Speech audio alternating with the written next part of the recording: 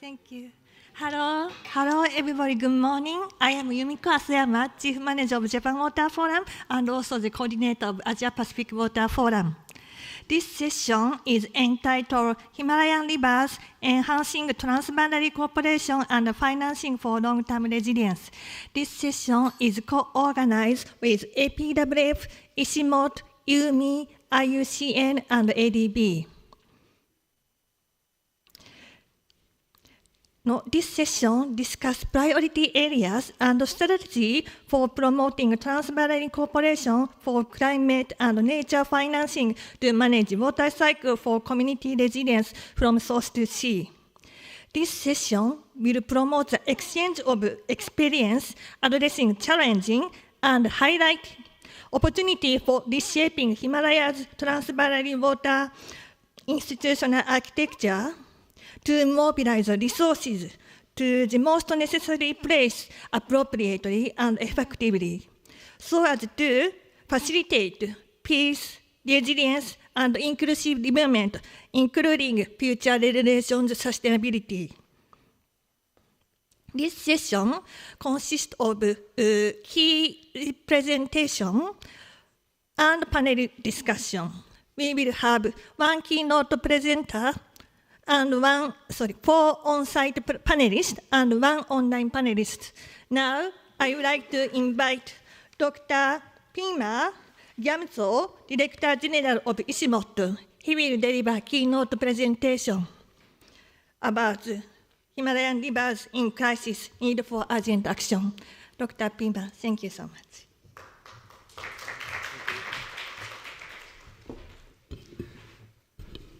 Good morning. We have a very cozy group, but I think the numbers really don't matter.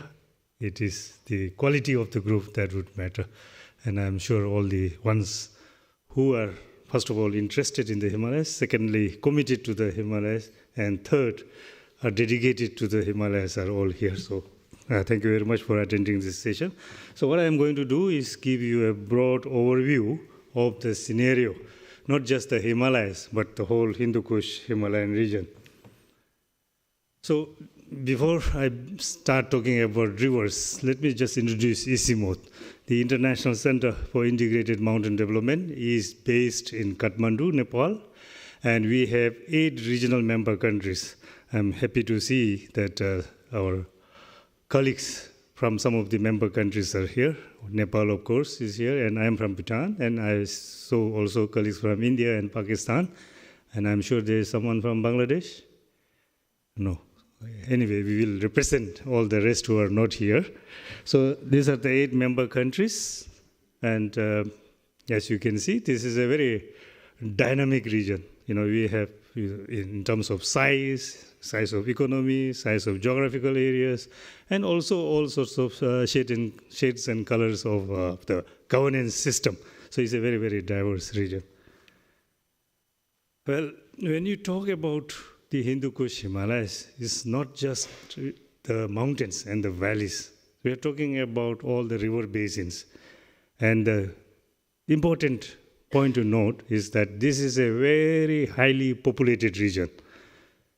So when you compare the Himalayas as the third pole to the north and south pole, you're talking about an iced region, which has millions of people living within and around it.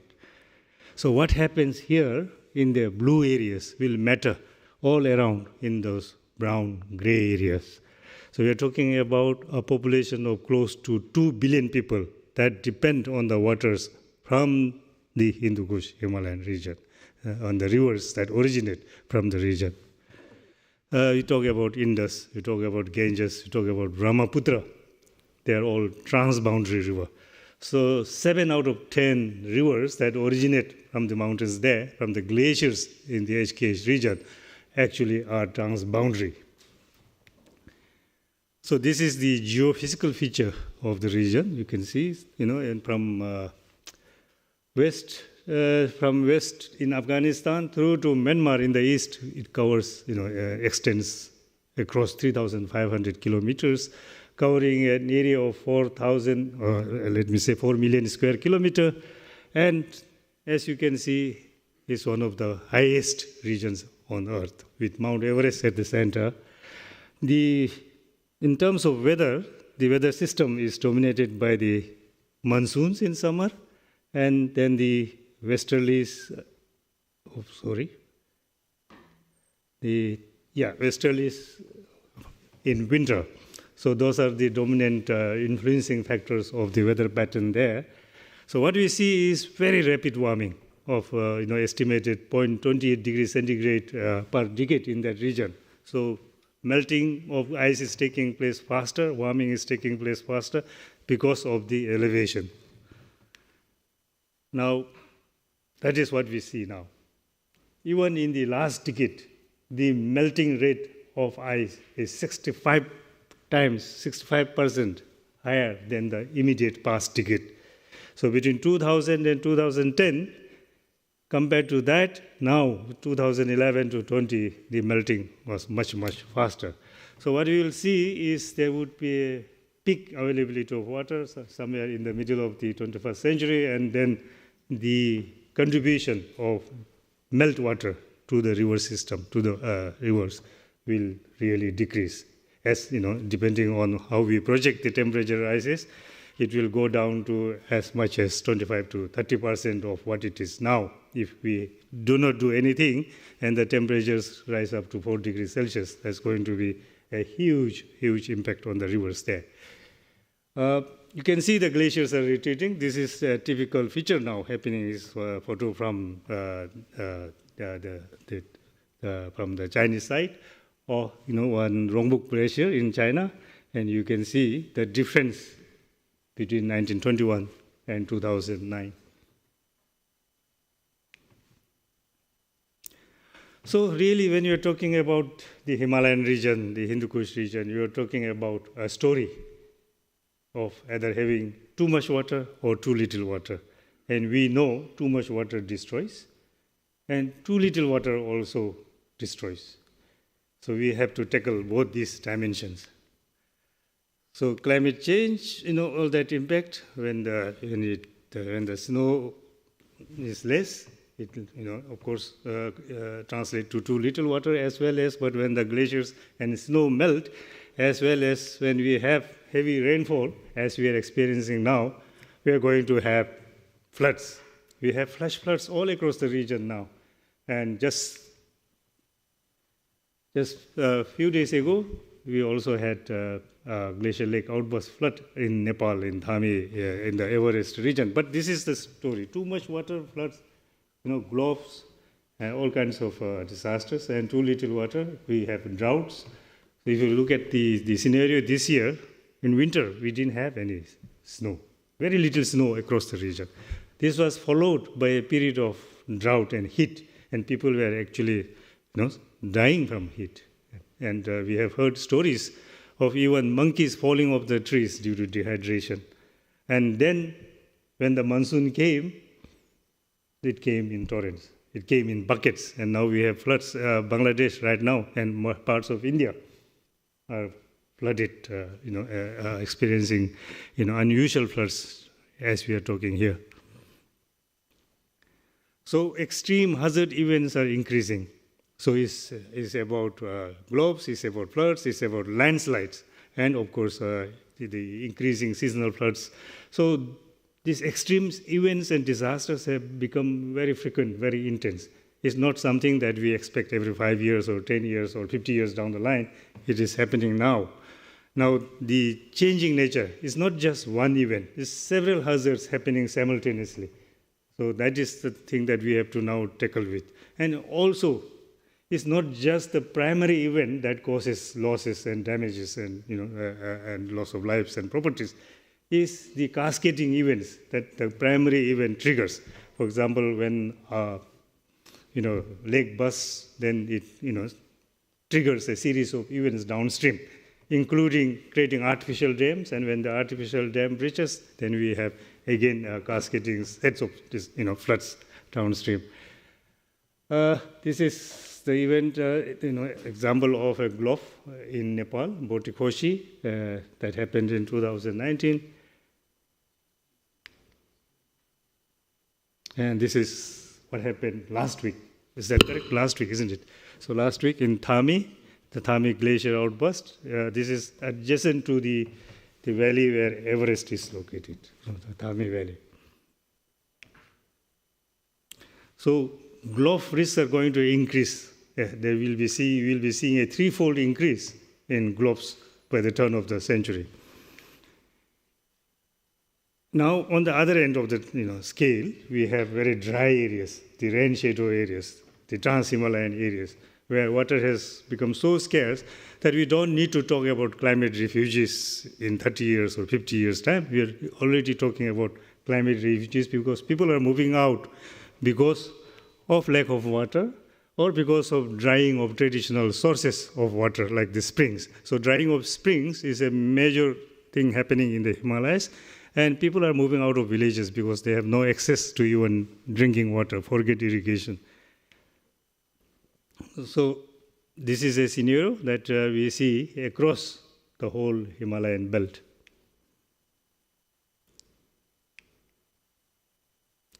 So responding to changes, I'll just give some examples of what ICIMOD is doing.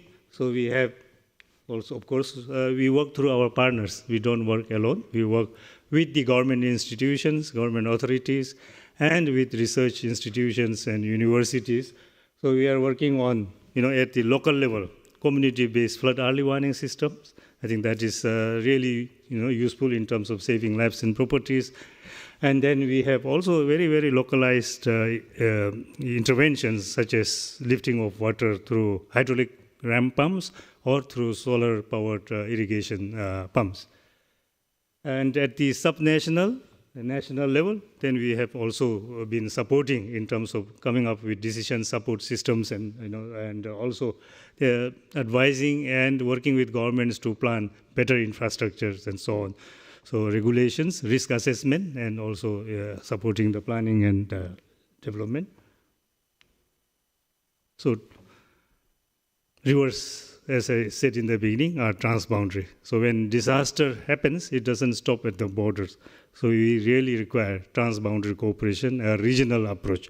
So one of the things that ICIMOD is trying to do is build regional cooperation, to enhance regional cooperation. So we have a series of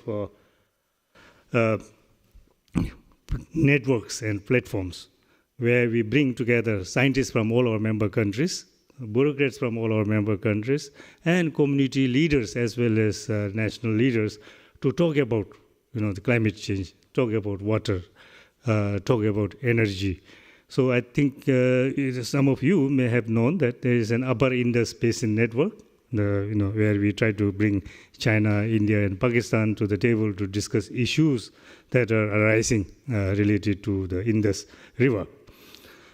So while we do not have a direct, cloud or influence, in terms of the policy decision being made at the central level, our aspiration is that through our, the partner scientists and collaborators, the bureaucrats who are participating in these platforms like the Upper Indus Basin Network, they would be able to advise their own policymakers or decision makers in terms of, coming to the right conclusion when they are negotiating about something like energy development or water sharing and so on. So I think indirectly we'll be contributing to that kind of a development. So we have also in the eastern side, we have the Koshi Disaster Knowledge Hub, where we also try to bring similarly the scientists from Nepal, China, India to discuss about the issues related to the Koshi Basin, which eventually drains out to the Ganges and then into the Meghna River in Brahmaputra in Bangladesh. So these are just some of the examples at the regional level, and then global level, we are actively participating in supporting our regional member countries to be effective negotiators at the COP events of climate change and biodiversity, particularly raising the voice of the mountains and the issues that the mountains are facing. So this is in a nutshell what the situation with the rivers in the Hindu Kush Himalayas are, and also some of the innovations, the interventions that ICIMOD is engaged in, and then also the our attempt to build and strengthen regional cooperation. Thank you very much.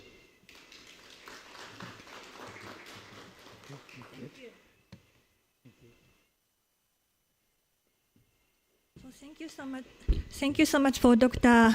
Bima introducing the situation of Himalayan rivers face and what ISMOT is doing to enhance regional cooperation, connecting government, international organizations, and delivering community voice. Now we would like to move on to the panel discussion. Now I would like to invite Dr. Giriraj Amarnath, Principal Researcher, Disaster Risk Manager, Management and Climate Resilience UMI. He will conduct on-site moderation. And we would like to welcome 4 panelists here and 1 panelist from online.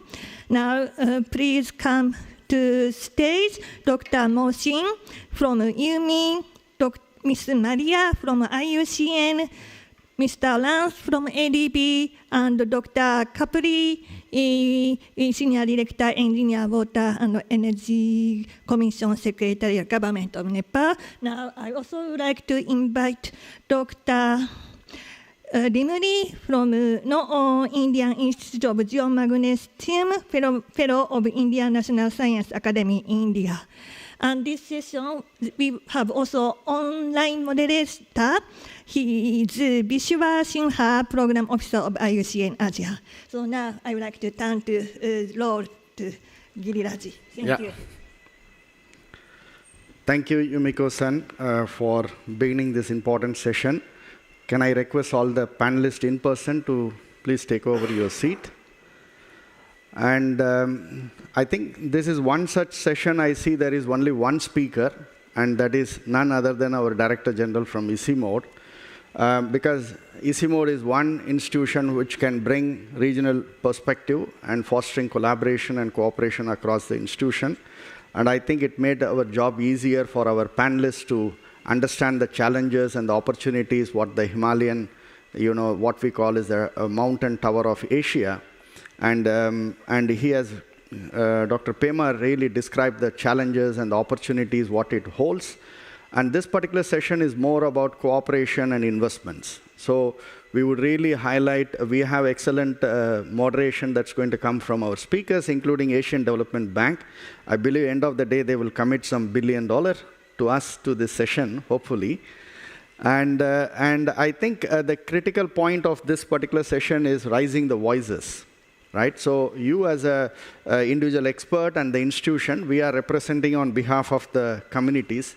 So I think we really look forward to enriching discussions from all the panelists here, and also people joining online also would provide your questions and remarks so that our colleague Vishwa would also summarize and request the panelists to provide this intervention. So before I go much more detail about what we expect from our speakers, and I think while it is very clear that, as I keep saying, that this session is more about bringing transboundary cooperation, we had on the day one, the US State Department also discussed a similar context of cooperation and collaboration. Dr. Arun Sirishta from ISMOT has spoken clearly on the challenges and opportunities. I think this reflects very much on what the context we would like to see. We would also like to hear from the panelists in terms of the innovations and what resilient future it holds for the future generation in whole. So I would like to begin first with a set of questions, a 2-round session for all the panelists here, starting with Dr. Mohsin, Director, Water Food System from International Water Management Institute. As you heard from Dr. Pema, the complex landscape of the Himalayan region, and what strategies and mechanism we should really explore going forward. It's a very challenging field which described in terms of rising temperature, exposure, and the opportunities in terms of investments that required.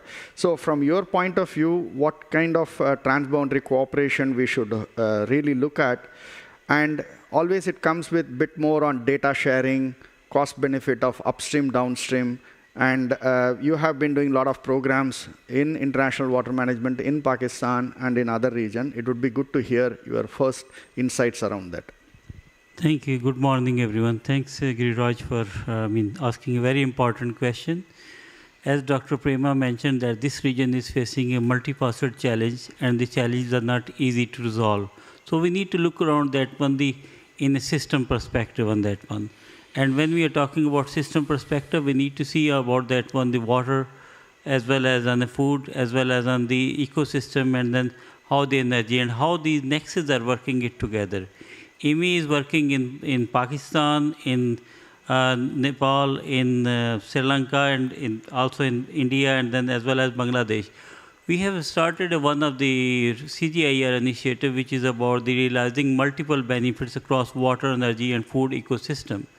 This is the third year of the project, the project is aiming a system approach that break down the disciplinary and institutional silos and find the ways to how we could maximize the benefits of that one. Giving the example is that one. So I think typically when we are talking about even at the country level, the ministries are treating the water in the silos. Water ministry, agriculture ministry, food security, and then the energy. So we need to think about that one, the availability of water, and then about that one, the next thing is about the water user. And then there is a competing demand for the agriculture sector, typically around 90% of water used, but as well as also on the energy sector, the food production, and as well as for industry and for domestic everything. In this regard, we have started one of under the Nexus Gain initiative. We are looking at about developing the innovative tools, innovative methodologies to do some of the trade-off modeling, synergizing on that one, what we can do. Just giving here an example is that one, we have developed a community of practice for the hydrological modeling as well as economic modeling in case of India, with the partnership of Government of India and the academicians within India. As well as similar activities have been done in case of Pakistan, similar activities in case of Nepal.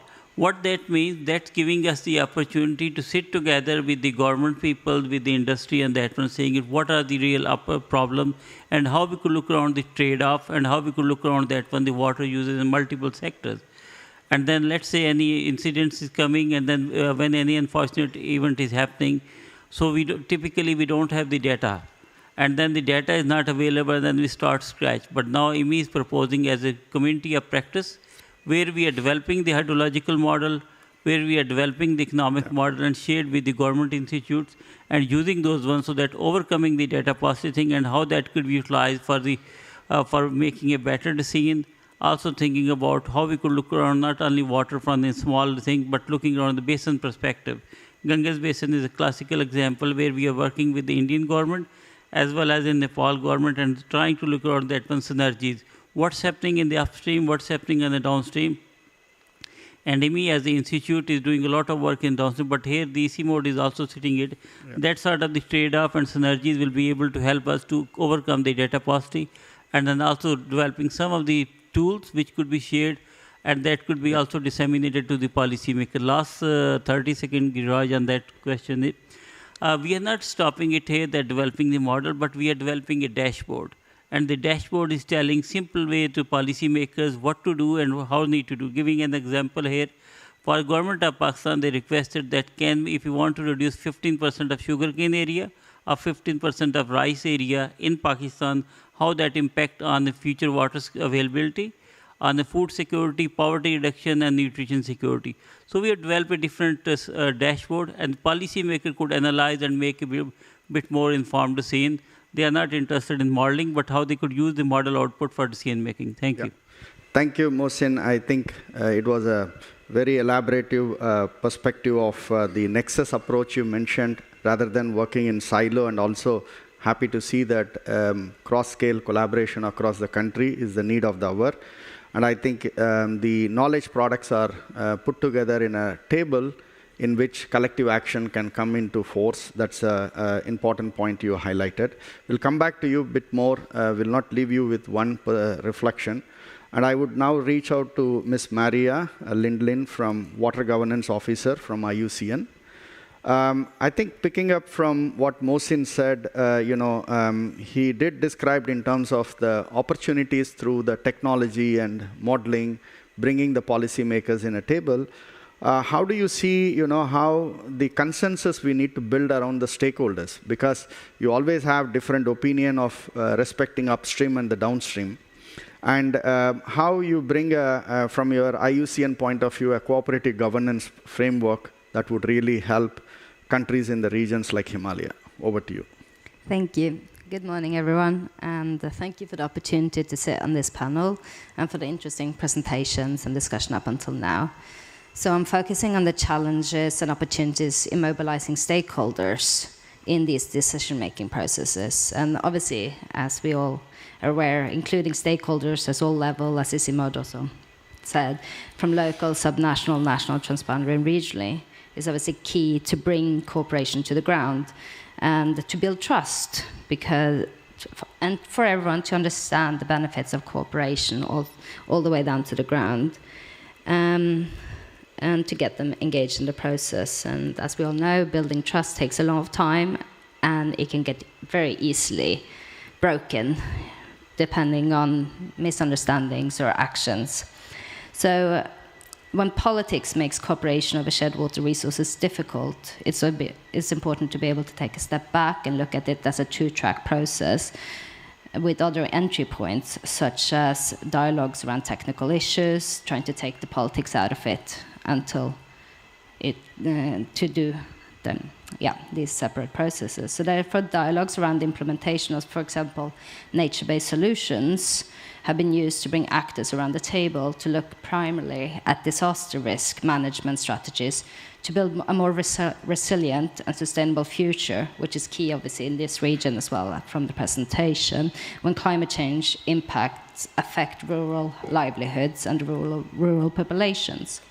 Also looking at benefit sharing is another entry point to build regional collaboration with systematic steps for developing framework for cooperation and identifying shared water projects that can be supported across borders and supported by the local stakeholders, which also will promote joint investments in infrastructure, conservation projects, and other initiatives, not only for the use of the resources, but to reduce risks to livelihoods and to populations.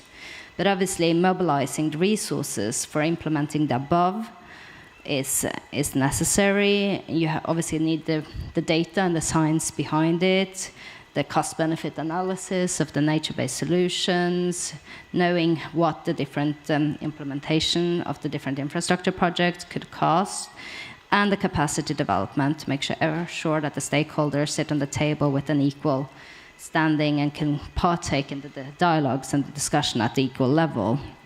Private sector should also have a role to play in this, both as a basin stakeholder, but also in providing or looking for opportunities to finance these type of infrastructure or actions. And then finally, the public incentive systems for encouraging cooperation and promoting the inclusion of local communities and conservation in the Himalayan region in an equitable manner, for example, through taxes, subsidies, and now to the role of IUCN in all of this. So we have offices in a lot of the countries mentioned here. We have offices in Nepal, in Pakistan, in India, and we see our role and we have members, a big network of members, both state members and NGO members that can contribute to these processes. And we see our role as facilitating these dialogue processes to provide an informal space for dialogue and to build trust among stakeholders. And by promoting these inclusive platforms for discussion and collaboration, we can help to align the diverse interests of different countries and communities and build capacities to actively participate. So that's the way IUCN has facilitated similar processes through our Building River Dialogues and Governance Bridge program in over 20 basins globally since 2011.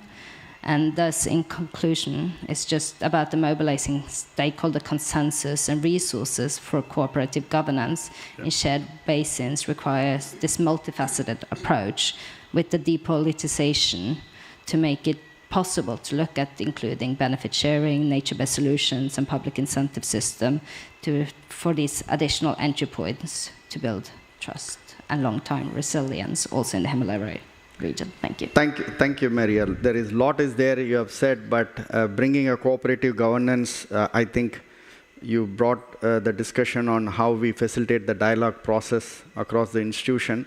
But I think if you put relevant solutions in the table, it is much respected rather than just describing just the problem alone. And I think IUCN is a player into that in terms of bringing the collective action across the institution you described.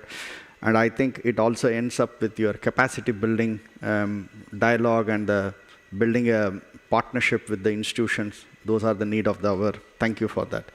Let me move on to Mr. Lance William from Principal Water Resources from the Asian Development Bank.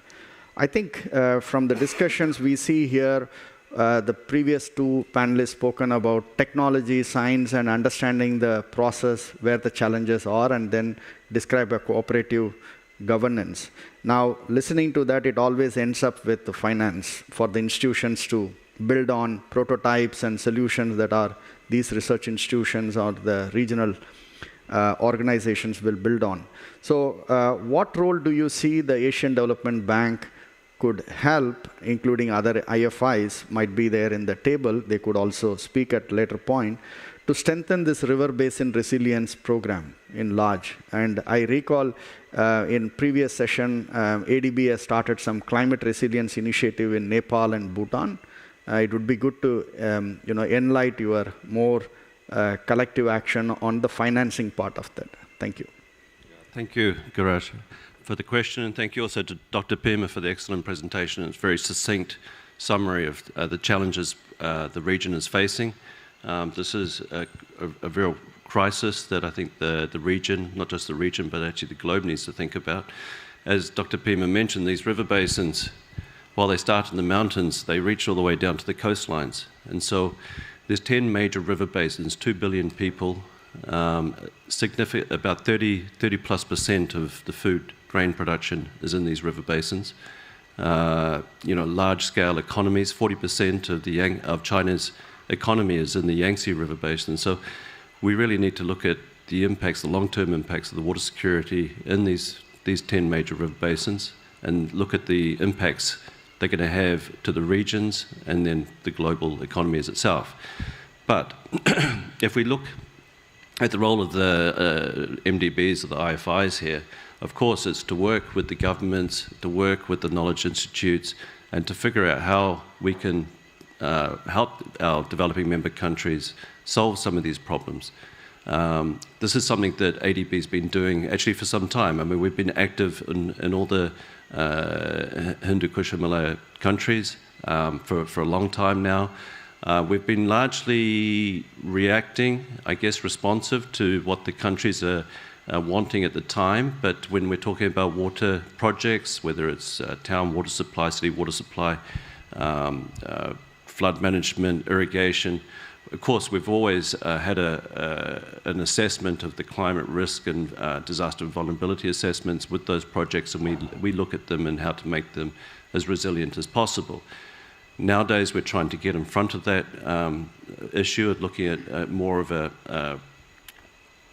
I guess in a more programmatic way. So as you alluded to, Giraj, in Bhutan and Nepal, we're working with the governments there under a new initiative called Building Adaptation Resilience in the Hindu Kush Himalaya. This is really to look at where the issues are. I can briefly describe 4 main activities under this initiative. The first is doing the climate and disaster risk assessments. So this is looking particularly at the floods, gulfs, landslides, and earthquakes, and mapping out where these risks will be taking place in the countries, so that we can know and then plan interventions around those. As it was described in Dr. Pema's presentation, it's a cascading events, and this is something that we experienced only a few years back with the Milimshi disaster, which really, it unfortunately led to the loss of life, but it also led to the destruction of major critical piece of infrastructure for Kathmandu Valley, which was the new water supply intake, which was going to be the city's main water supply for the upcoming decades. So that event was triggered by an earthquake, heavy rains, a GLOF, and then landslides, and now the entire valley is sort of mobilizing, moving downstream in a very slow pace. And we're seeing this happen more and more often. So understanding, trying to get ahead and map where these risks are in partnership with ICIMOD and IMI and other stakeholders. We're also supported in this particular initiative by the Swiss Agency for Development and Cooperation. We can then, that informs the investments that we're in discussions with the government. So this is again on the Malimshi intake, but it's also hydropower projects. It's also on river protection works, irrigation systems and so forth. So that's one initiative which we're looking at more. If Dr. Piem was talking about initially there'll be too much water, so that's looking at more the acute flooding issues. And the longer term issues looking at the water security. We're starting a couple of initiatives, one focused more on the South Asian region and another one in the Central West, looking at the glacially fed rivers that feed the Amudaya and Sudaya. But this is looking at more long-term challenges. Okay, what happens when there's too little water coming off the mountains?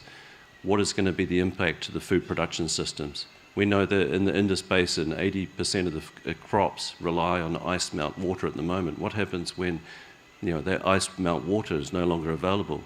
They're already tapping into the groundwater to supplement when there's no monsoonal rains or when there's a lack of flows. So we know the groundwater is depleted. The same impacts are also happening, same issues are also in the Ganges and a little bit less in the Brahmaputra. So we want to understand what the impact to food security is. So this is an area which we can collaborate closely with IMI and other partners and local institutes. But we want to know also what the economic impacts are, because as I mentioned before, these are the grain bowls of the region and also of the world. So this is going to have knock-on effects to trade. It's going to have knock-on effects to climate refugees that you mentioned, with large parts of the population. And this is not just isolated to the food production areas, this also impacts what's happening in the delta regions, because then you're going to find the seawater ingress coming up these rivers because of the lack of the base flow. So there's going to be salinity impacts to, say, in Bangladesh, at the outlet of the Ganges into the Bay of Bengal, and so forth. So these are some of the knowledge that work we're doing, and once we have the scientific evidence and the discussion to have with the countries, we'll be having those discussions with them to look at what interventions that can be put in place. So, thank you. Thank you, Lance. I think we will come back to you later as well. But I think you did reiterated a wealthy portfolio is happening in the region.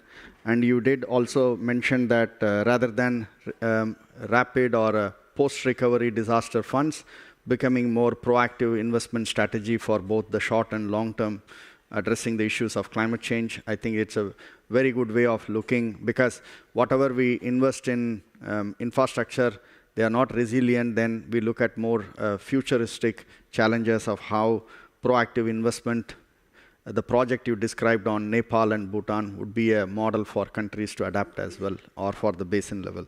I think I would go to one more speaker before I invite colleague in the online. Now over to Mr. Kapil from Water and Energy Commission Secretariat from the Government of Nepal.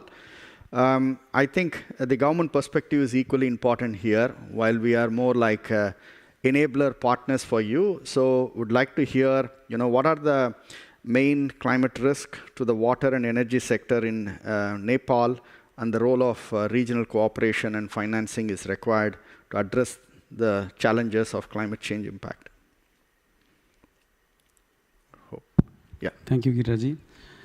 As Dr. Pema already mentioned about what could be the climate risks in the Hindu-Kush Himalaya. As you all may know about the Nepal's weather, Nepal's temperature is like getting increased by 0.056 degree per year. That means even though we keep the temperature below 1.5 degree of the Paris Agreement, the Himalayan temperature, Himalayan's glacier temperature will be more hotter by 0.3 to 0.7 degrees centigrade. That means, as already Pema mentioned, at the end of our century, we will have only 36% of glaciers in the Himalayas.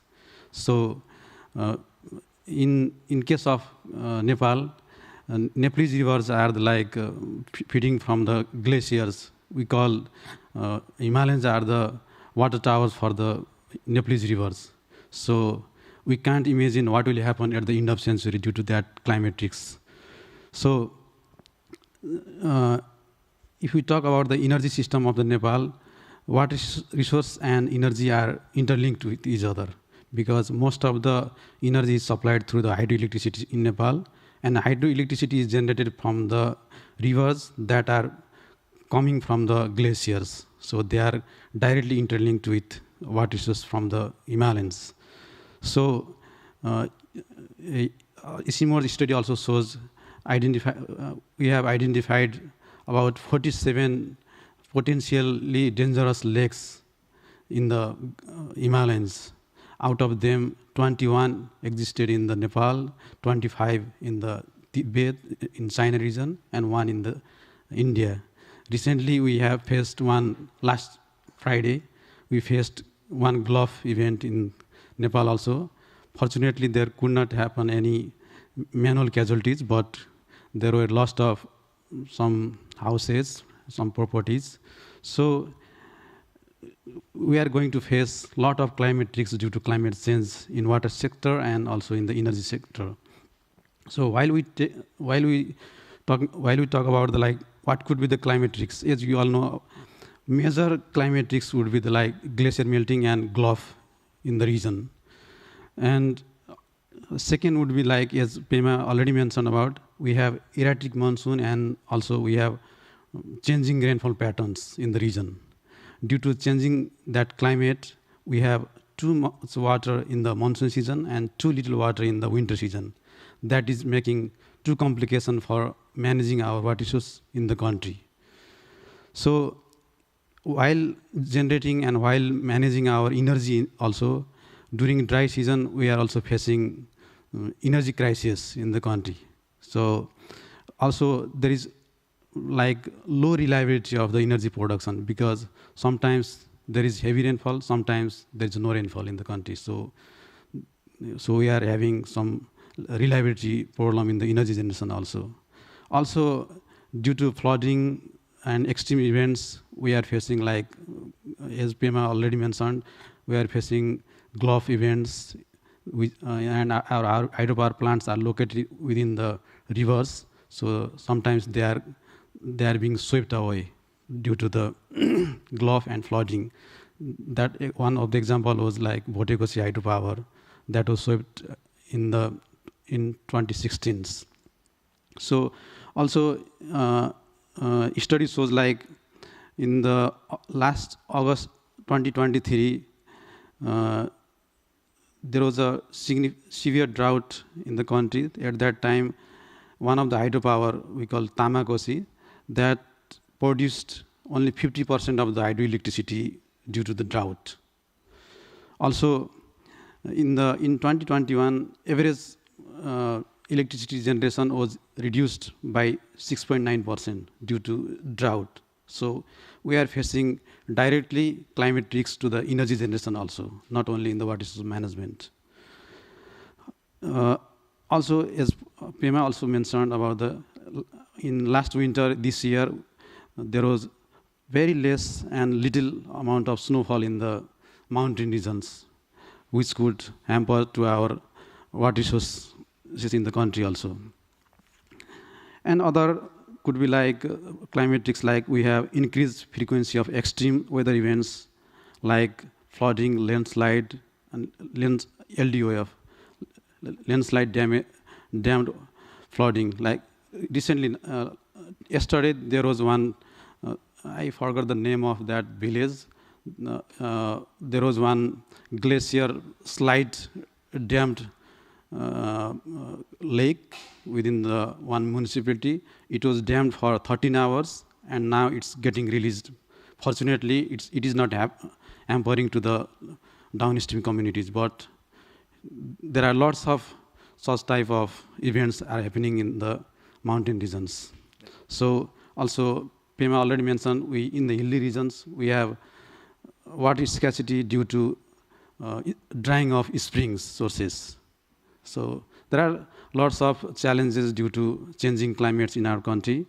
But these are the challenges, but these challenges are also opening the avenues for cooperation across the region, because our rivers are transboundary natures. In the upstream sides, we have China, and there are some glacier within the Chinese region.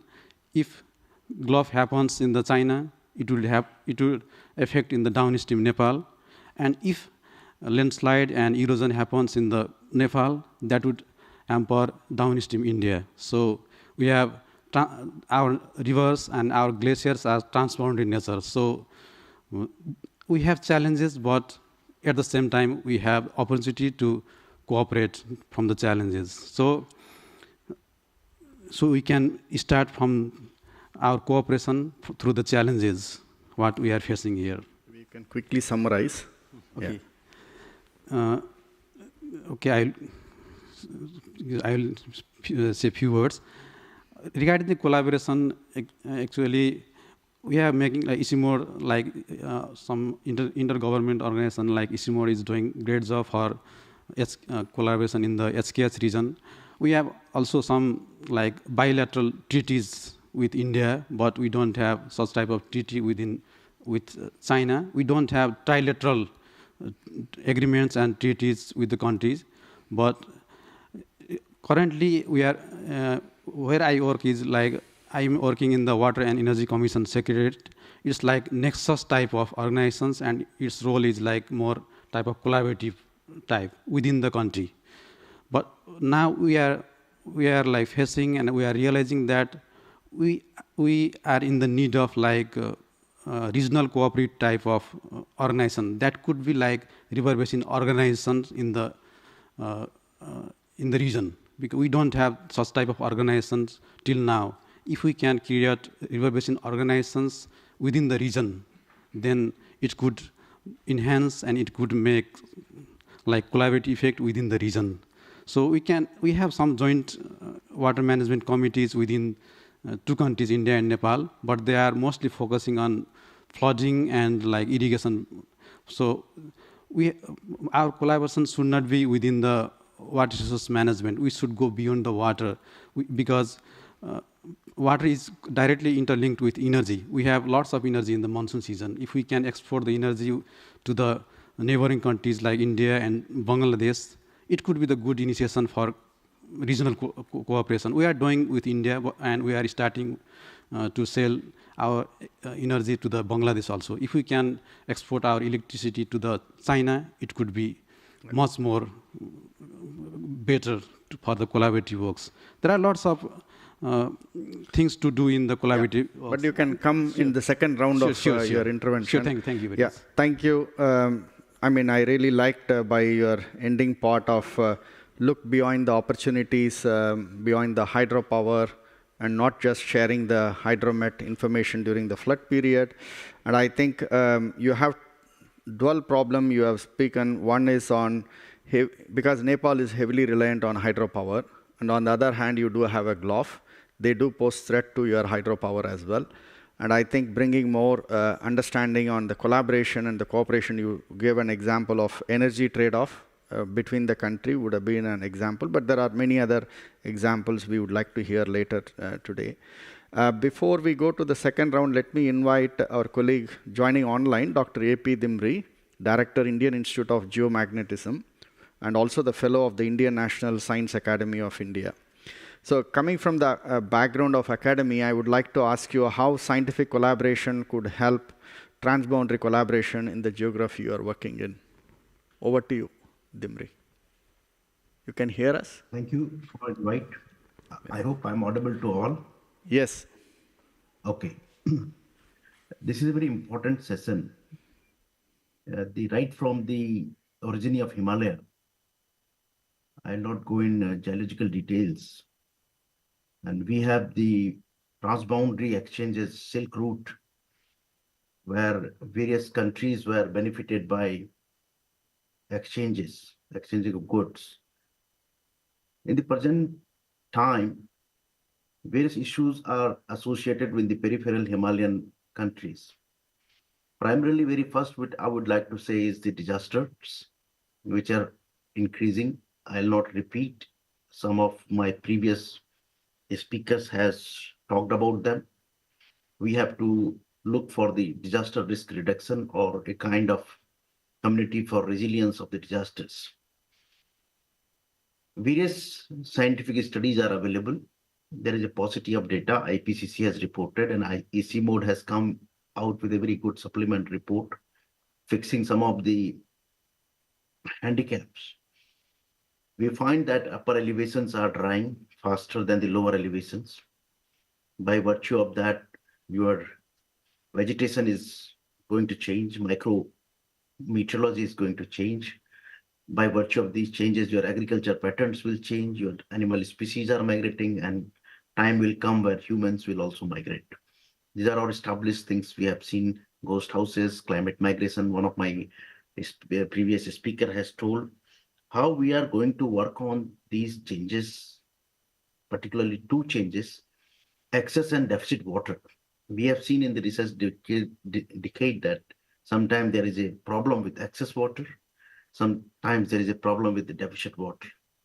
And particularly in recent years, I will not say decades, recent years, we are seeing the mountain heat wave. Ladakh region of India, upper Indus Basin, has touched upon 38 degrees centigrade in this particular summer. And these kind of events has been in many mountainous subregions, not everywhere, because of its complex topography, variable heterogeneous land use, land cover, and forest types. Another disaster which is rampant in 1000 meter to 2000 meter elevation is the forest fire, which has been looked very less as of now, but the forest fires all across this elevation, right from western to eastern side, has an increased number of deaths now are reported. Human deaths, burnings are reported over this region.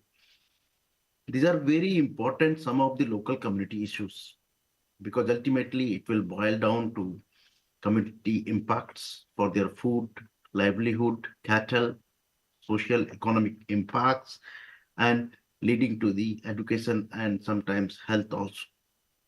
How these issues can be looked into, and under the aegis of EC mode, some of these impacts, some of these questions are discussed cross-boundary across the four important, in case of Indus Basin, four important nations: Afghanistan, China, India, and Pakistan. Enormously, we are discussing the knowledge. Data sharing is an issue, and all of us has agreed to that and admitted to that.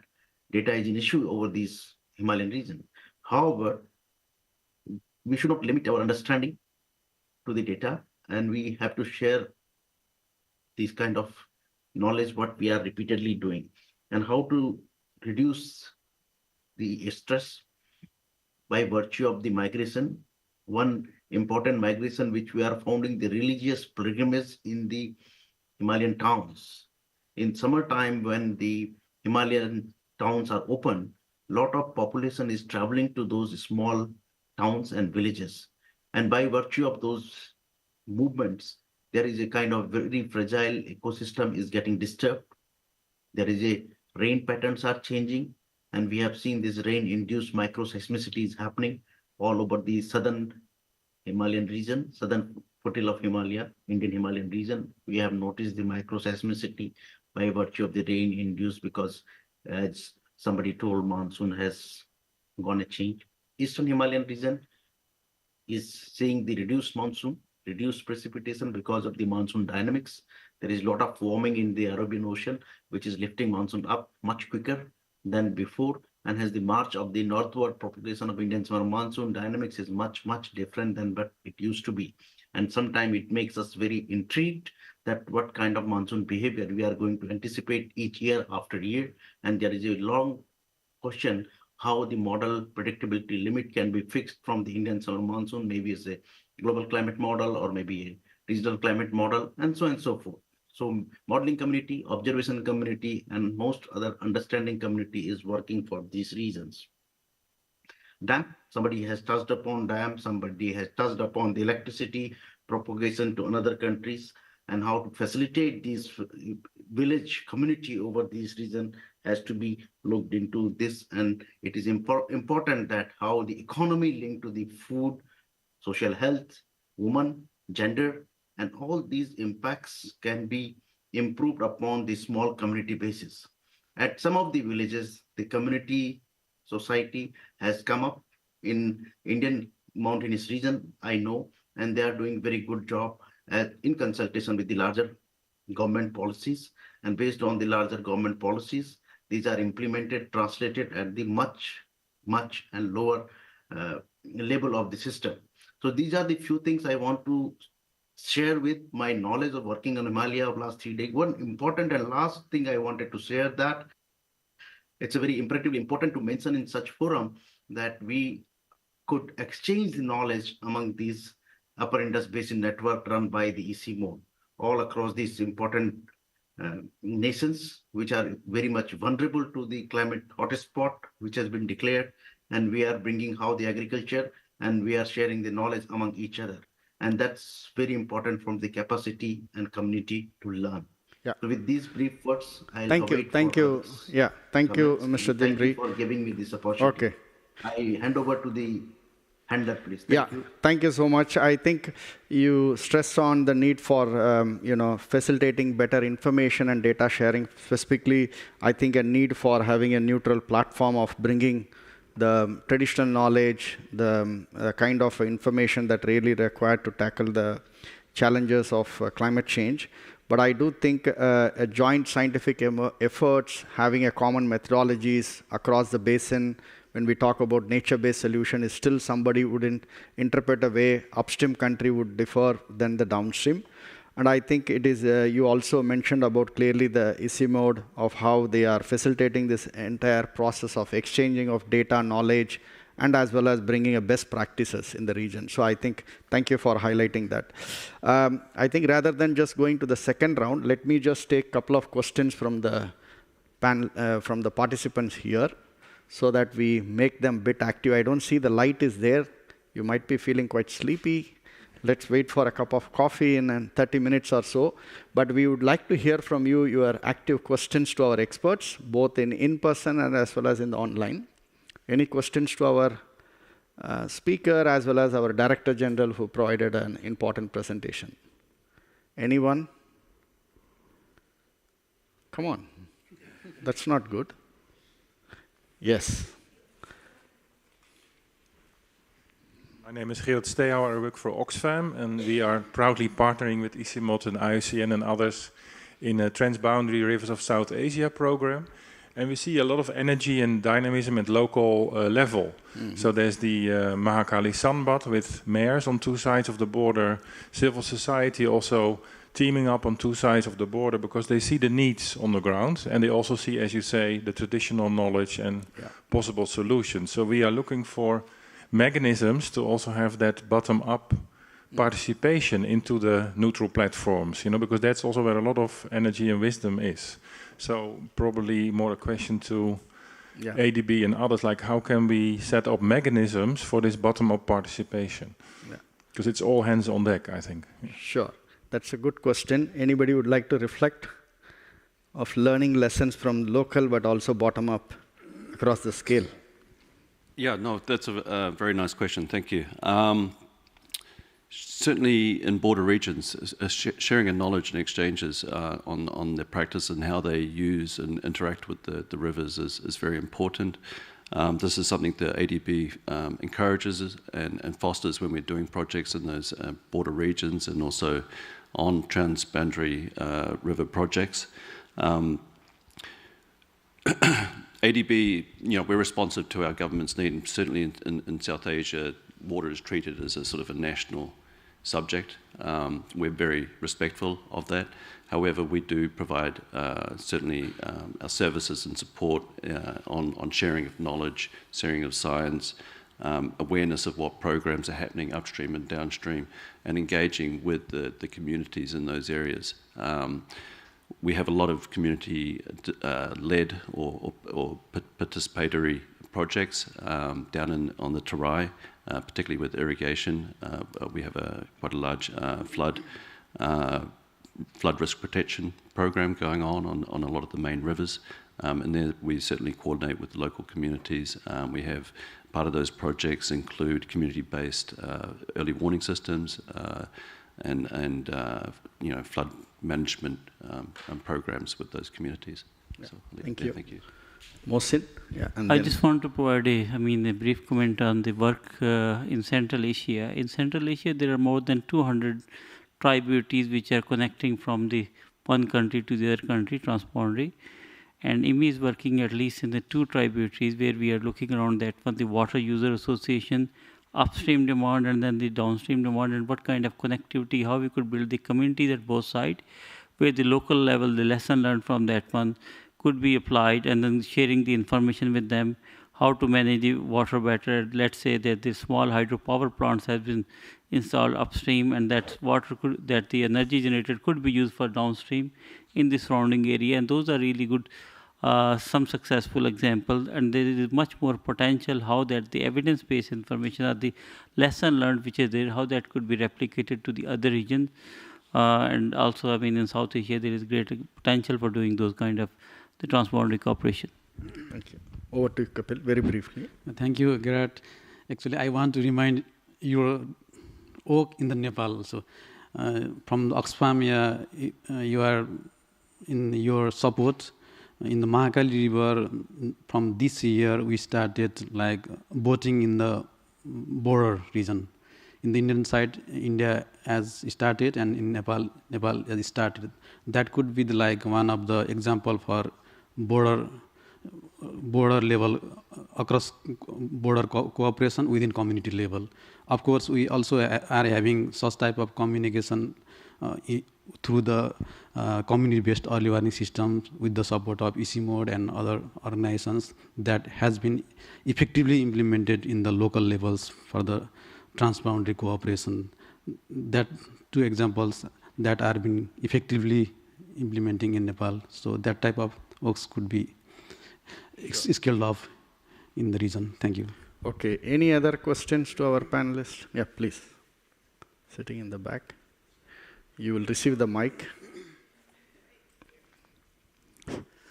I am Narayan Singh Khawas, working as a technical specialist in one of the projects in Nepal on wash sector. And my questions may go for each of all the panelists. Transboundary issue is always a challenging and a difficult things, because even at the treaty level, there is most of the cases it remains debatable. So very less organization works on these transboundary issues.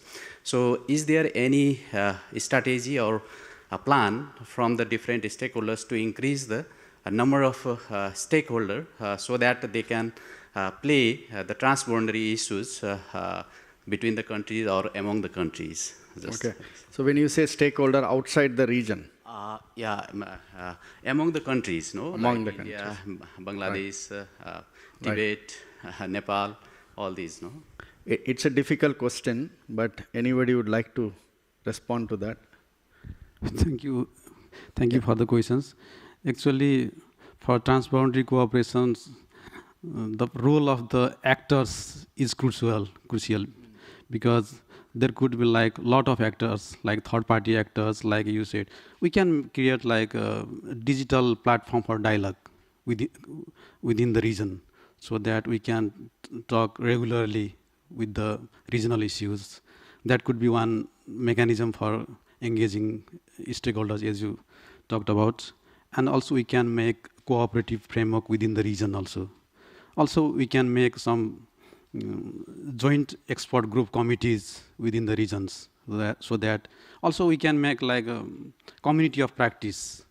If we can make like expert groups community within the expert level, in the policy level group community, and the community level group, so that they can exchange their ideas and issues in their levels. So that type of platform could make some more stronger communication within the borders also. Also, we are forgetting the role of private sectors, because most of the development activities are being from the private sectors. They also can, private sectors, INGOs, they are playing good role for communicating in the bottom level, in the ground level. So we can engage them in the like awareness programs, in the capacity building for the why we need the cooperation. What could be the effect of not cooperating in the region? What could be the loss due to non-cooperating? They can raise the awareness to the community and to the policy level. So there are lots of channels. So we have to streamline in a single way so that we can get like mutual cooperation within the region. I think more diplomacy is needed and to address and pick up the best channel. One thing I would like to add, like our TTs and our agreements are like outdated, I can say, because the agreements and TTs should not be like static, it should be dynamic, because during that agreements, during that TTs, we didn't consider about the climate risks, climate change. So in the change of context of climate change, we have to rethink about our TTs and agreements in the region, so that we can have more effective cooperation within the region. Thank you. Yes. Thank you for that understanding. The dynamic agreement is need of the hour as well, looking at the climate change. But before we go to a couple of questions from the audience here, Vishwa, you have any questions you are hearing from the participants in the online? You would like to put forward some questions to us? Yeah, thank you very much. Can everyone hear me? Yes. So I think we are getting very interesting and pointed questions from the online audience. And the first one is to EC mode. And one of our audience is asking, is multi-regional cooperation in South Asia even feasible? And considering the role of countries like India favoring a bilateral agreement. On that note, I would also like to add that what is the role that SAARC can play here? Question number 2 is more related to policy and about how downstream countries manage the uncertainties or changes in the flow happening in the upstream region, because it will have impact on their policy and planning. So how? I think this is a question to everyone. And one last question is on the technology. Are we utilizing the power of geospatial data and tools in joint management and monitoring of Himalayas? So, thank you. Yeah, these 3 questions. Yeah, thank you, Vishwa. Maybe first over to Director General. I would like to reflect on that. Mike, please.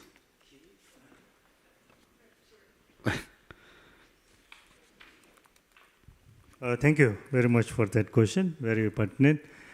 Well, the question is, what is the alternative? You have a situation where there would be political sensitivities and controversies. So the advantage that ICIMOD has is that we are a neutral organization. We are politically neutral, apolitical, and we focus on science diplomacy, environment diplomacy. So based on that, we are able to bring together the scientists from China, scientists from India, scientists from Pakistan, from the other countries together to discuss about common issues. Because scientists, they have the same passion, they have the same interest, and they want to share their findings. So what we try to do is provide the evidence, provide the scientific evidence, not just ICIMOD's work, but all the work that has been generated by our partners, many of whom are sitting across the table, and bring that evidence on the table so that the participating scientists and bureaucrats from our member countries could take that back to their decision makers. So you will be surprised that this region have so many things in common. And I think, there are so many things that we can do together, like on cooperation on disaster risk reduction. That is not controversial. That affects everyone. Cooperation on biodiversity conservation. No, we need transboundary cooperation if we are to conserve or protect iconic species like tigers or snow leopards or elephants and so on. And there are so many other areas, transfer of technology, innovations. And these are not controversial. I think this happens and we are able to do that. So that is where we should focus and, and not give up. I think there's no reason to give up. Giving up is not a solution. Thank you. Thank you. You gave a lot of tips on what to follow and what not to follow, that technology, the low-hanging opportunities, which I want to come back to all the participants. Any expert would like to reflect on the question on policy? How does it going to impact the downstream population? Thank you for the pertinent question. Regarding the there are lots of uncertainty to the downstream communities. How can we cooperate, like that type of questions, as I understood. Obviously, we should have some mechanism for data sharing within the borders. So we have tried to, in the government level also, within Nepal and India, we have lots of meetings. We had lots of meetings, and we have committees like Joint Resource Committee on Water Resources. Every year we have such type of meetings regularly.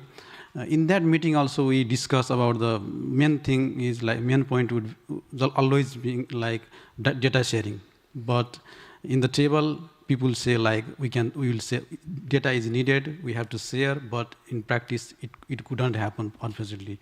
So our perception of data sharing should be changed, because it's not like only for research.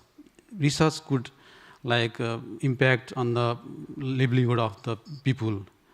So perception is not like correct in our community, as I feel. Also, while designing our projects within the country for water resource development, if we can develop like mutually develop water resource projects within the region, that could help like sharing the data.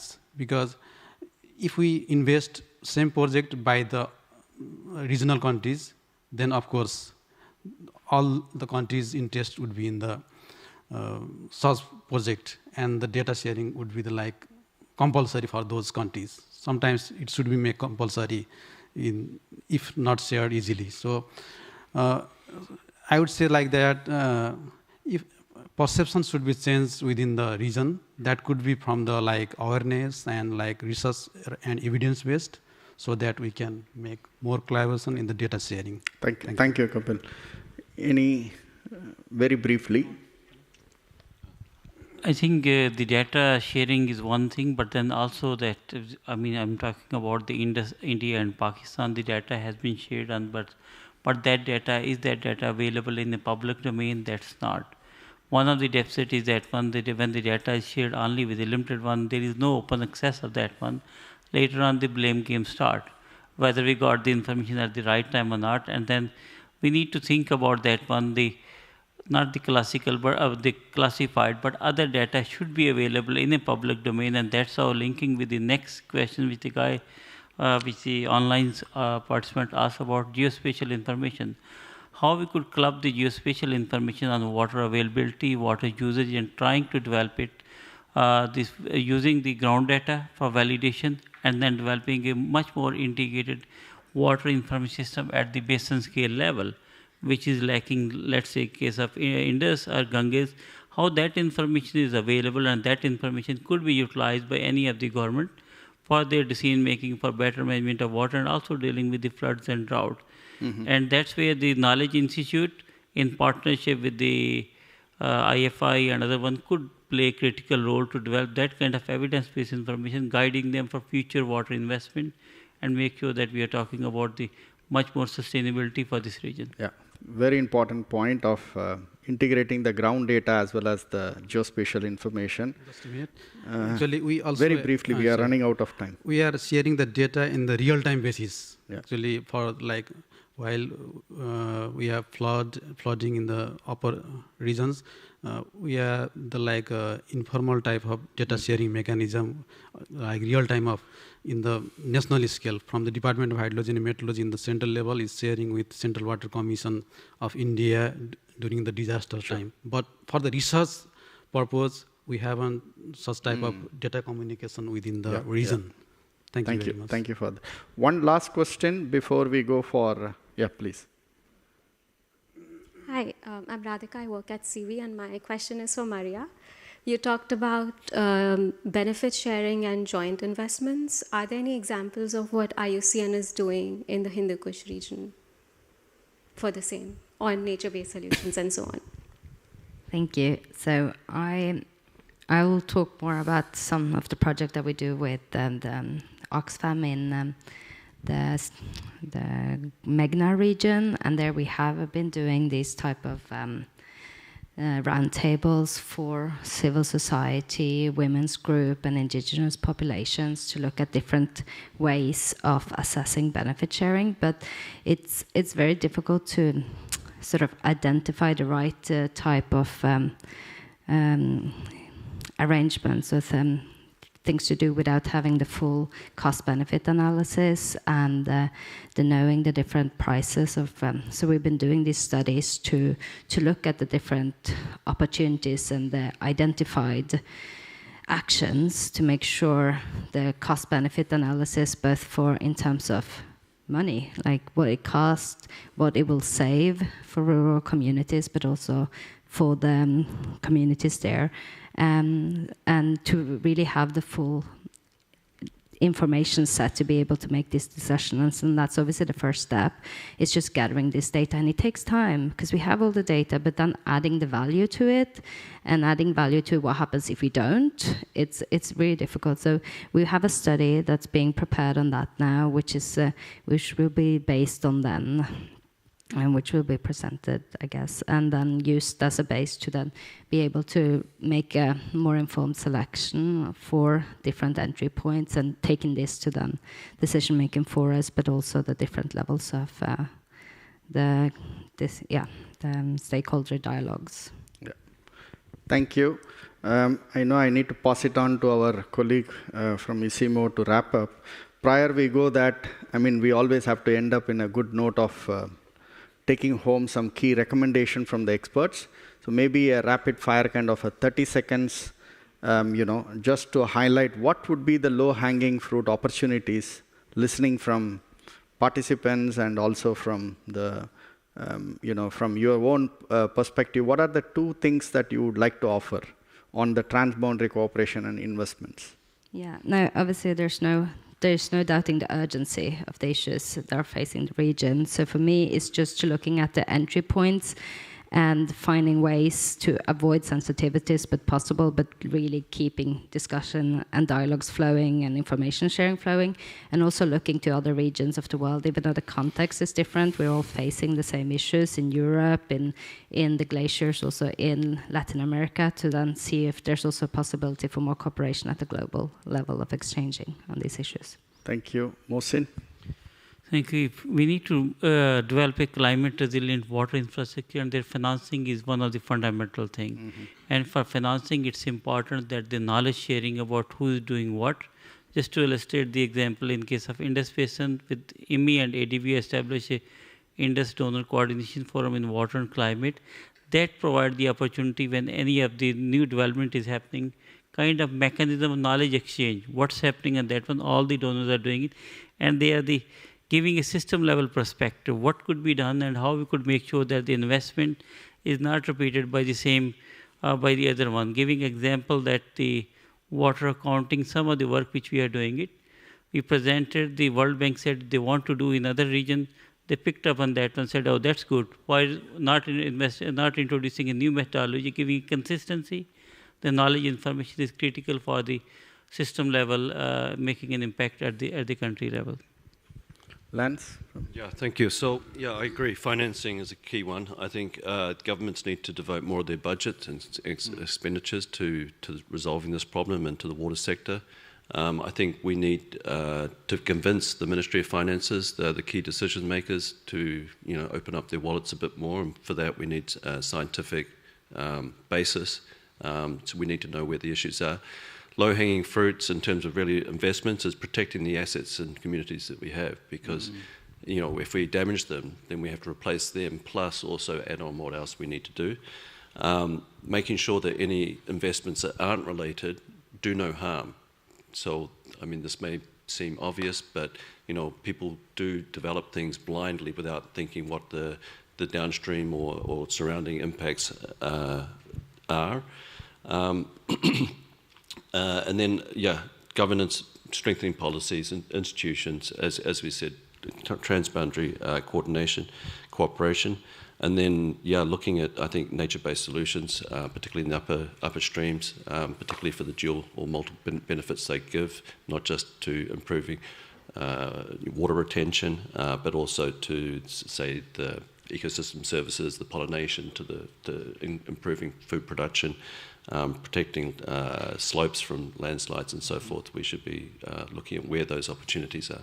So, thank you. Sorry, only 30 minutes, 30 seconds. There is a lot of opportunity you have described. Yes, over to Kapil. Thank you.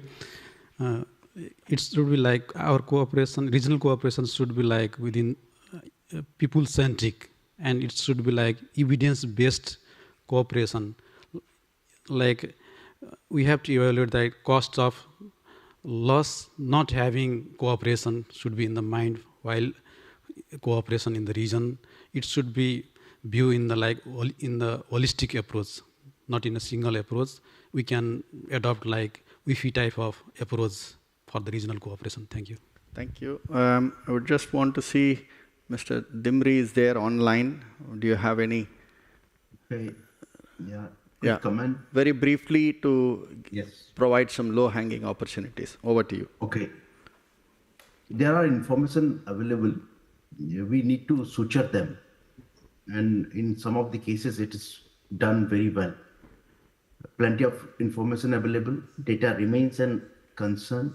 Transboundary data sharing remains a concern, but in some of the cases, it's very well shared also. So information is there, knowledge is there. We need to suture them in tandem with what is the next priority for the region. If we have done, we can go back and reprioritize our main issues, which are important for the purpose and for the community. Disaster risk resilience is one of the immediate word comes in my mind, because we are seeing from last decades that there is a dancing rain, monsoon is hitting, landslide and cascading tremors, cascading catastrophes are very oftenly happening. It is not that I am telling that it was not there historically. Historically, there are similar incidences which happened in Wayanad 100 years back, which in Kerala, which happened this summer. And simultaneously, the community need to prepare within Delhi.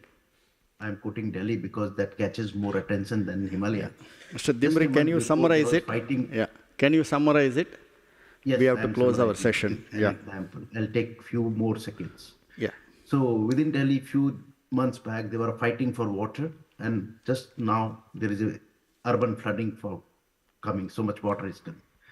And on lighter note, such convening meetings should happen beyond 3,000 meters in Himalaya. Thank you very much. Thank you. Thank you. So a round of applause to our esteemed panelists for being with us. And now I would invite Dr. Arun Sirishta, Strategic Program Lead from EC Mode, to provide a wrap-up summary. You can come over here also otherwise. Please. Yeah.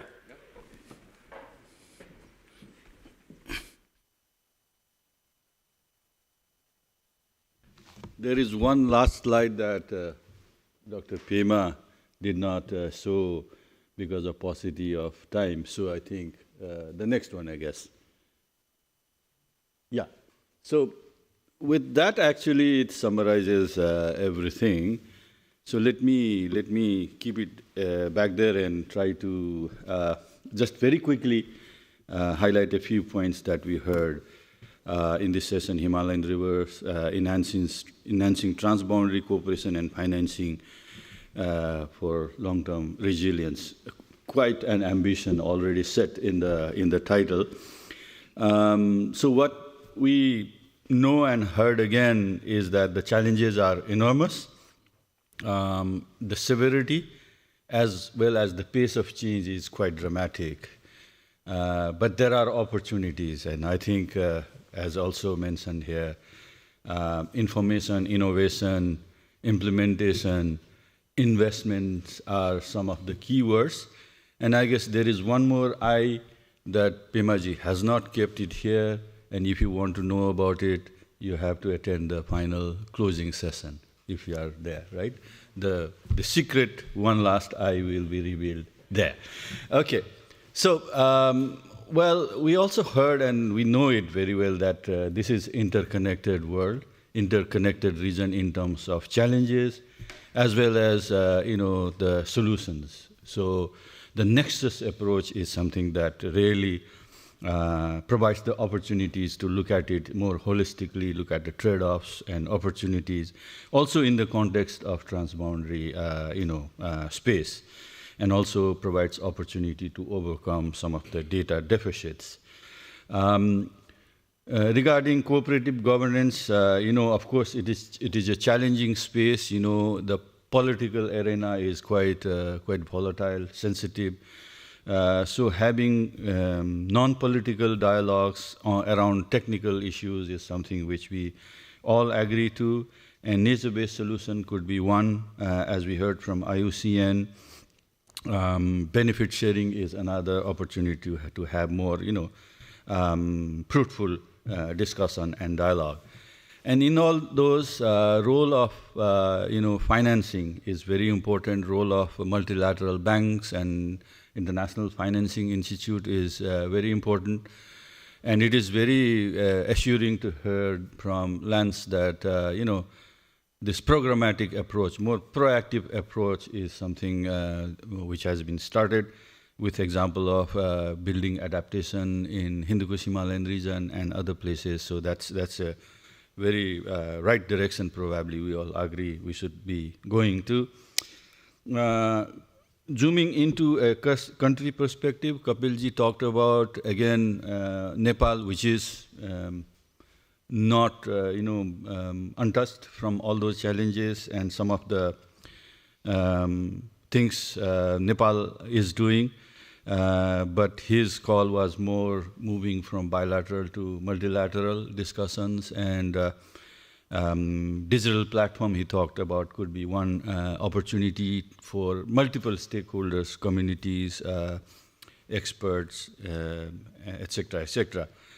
And then we talked about Upper Indus Basin Network, which is also a knowledge-based network, which has been very successful, and Dimriji was talking about it.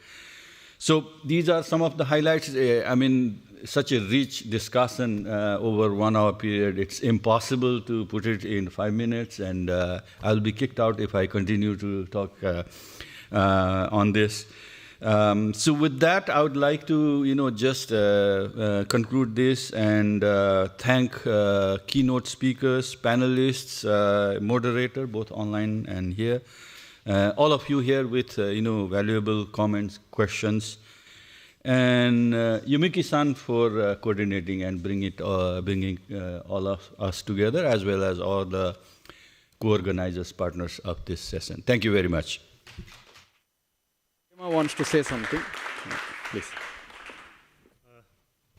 Thank you very much for giving me this last-minute chance to inform you that ICIMOD is really working hard towards establishing a high-level institutional mechanism for regional cooperation. So in fact, in 2020, we had one high-level ministerial summit where we brought all the 8 countries together to sign a declaration committing to strengthening cooperation. So one of the directives from the ministers was that we set up a task force to see how we can establish something like the Arctic Council or the Alpine Convention or the Carpathian Convention. So this task force, comprising of senior officials from all the 8 member countries, looked at the structure and the functioning of Arctic Council, the condition, as well and the Alpine Convention, and we came up with a recommendation which we are supposed to table at a second ministerial summit planned for this September. Unfortunately, due to events in the region, we have to postpone that, but things are happening. So there is increased appetite for regional cooperation, particularly linking these ministerial declarations to our science policy dialogue that we hold on different themes. So we had on cryosphere and climate, we had on climate and atmosphere, the air quality. So the recommendations from the scientists and the policy makers are supposed to go to this ministerial forum so that they can come up with sort of non-binding agreements, non-legally binding agreements.